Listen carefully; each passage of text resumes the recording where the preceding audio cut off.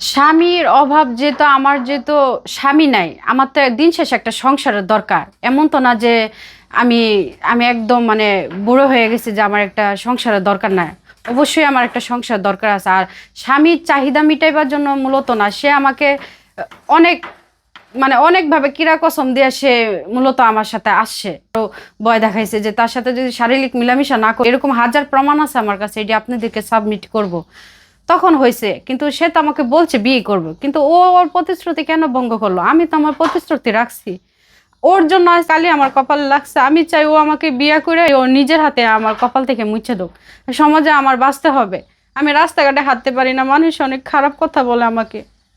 ও বলছে আল্লাহ আল্লাহ রাসূল যদি সাক্ষী থাকে তাহলে এখানে কাবিনটা তো বড় বিষয় না। মানে এইভাবে এসে আমার করছে। আর ভালোবাসার সমতাতে কিন্তু দুজনের ইচ্ছা ছিল, বুঝছেন? ও আমার সরলতার সুযোগ নিয়ে ব্যবহার করছে।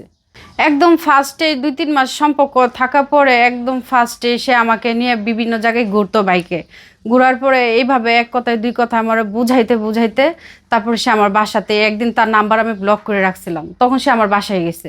যাওয়ার পর আমি কান্নাকাটি করতেছে, বলতেছে যে ব্লক লিস্টে থেকে আমার নাম্বার ছোটাও, এই সেই এটা। তারপরে ওই যে মানে মানসিকভাবে অনেক টর্চারিং করছে। তারপরে ওখানে আমি কান্নাকাটি করতেছি, তারপরে আমার বলে এভাবেই মানে সে আমার সান্ত্বনা দেওয়ার মাধ্যম থেকে সে আমার সাথে শারীরিক মিলামিশাটা করে। হ্যাঁ, আমার বাসাতেই ছিল। দুজনের ইচ্ছাতেই? যেহেতু আমি কান্নাকাটি করতেছে, ও আমার নানানভাবে বুঝাইতেছে দুজনেই এইভাবেই। তার ইমোশনালি মূলত আমি ফান্দে পড়ে গেছি। সে তো আমার ইমোশনাল ব্ল্যাকমেল করছে। এটা ভিডিওটা করছি ওরে যখন আমি বিয়ের জন্য চাপ দিছি, ও আমার বলতেছে তোমাকে যে ভালোবাসে কোনো প্রমাণ আছে? তখন বলছে ভালোবাসার ভিত্তিতে কিসের আবার প্রমাণ থাকে? তুমি আমারে ভালোবাসো, আমি ভালোবাসি, এটাই তো সবচেয়ে বড় প্রমাণ। তখন বলে যে না, আমার যে তোমার সাথে কোনো সম্পর্ক আছে এরকম ধরনের কোনো ভিডিও নাই। তখন তার আচরণের মাধ্যমে মানে আমি একটু সন্দেহ লাগে তাকে আমার। তারপরে ও যখন আবার আমাকে নিয়ে যে মাইমাসিং যে গাঙ্গিনা পাড় গেছে, আমাকে বলছে মার্কেটের কথা। আমি জানতাম না যে সে আমাকে নিয়ে হোটেলে যাবে। তখন গাঙ্গিনা পাড় গেছে, তখন ওখানে ও আমাকে ওখানে নিয়ে গেছে। নেওয়ার পর ও আমাকে হোটেলে ঢুকাইছে। তারপর আমি বলছি তুমি আমাকে এখানে নিয়ে আসছো কেন? কয় সমস্যা কি, আসি যে তো সময়টা একটু কাটায় যায়। আমি বুঝছি না, আমি এখনই চলে যাব। এইভাবে মানে একটা ছেলের সাথে কি জোরাজুরি করা যায়? যেহেতু আবার সে আমার একা নিয়ে গেছে, আমার তো জানেরও একটা ভয় আছে। তো না না, প্রথমে সে আমার সাথে জোরাজুরি করছে। জোরাজুরি করছে মানে অ্যাকচুয়ালি তার আমার দিতে বাধ্য করে আমারে। সে আমারে প্রথমে আমার কিছু ছবি তুলে, হোটেলের কিছু ছবি তুলে, তখন মানে তার কাছে আমি মানে হয়ে গেছি।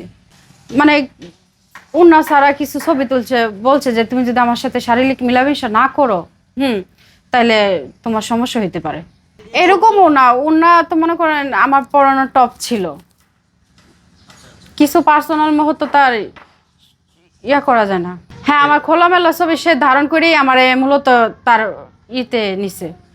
না, বিষয়টা এরকম না যে যেহেতু ও আমাকে মিথ্যা কথা বললে হোটেলে নিয়ে গেছে, নিয়ে যাওয়ার পরে মনে করেন ওখানে উন্নাটা কিন্তু ওই টান দিয়ে সরাইছে। ভালো তো দুইজনেই ভাসছি, কিন্তু ও যে আমার এই জায়গায় নিয়ে যাবে এটা কিন্তু আমি ভাবি নাই। তারপরে ওখান থেকেই মানে শুরু।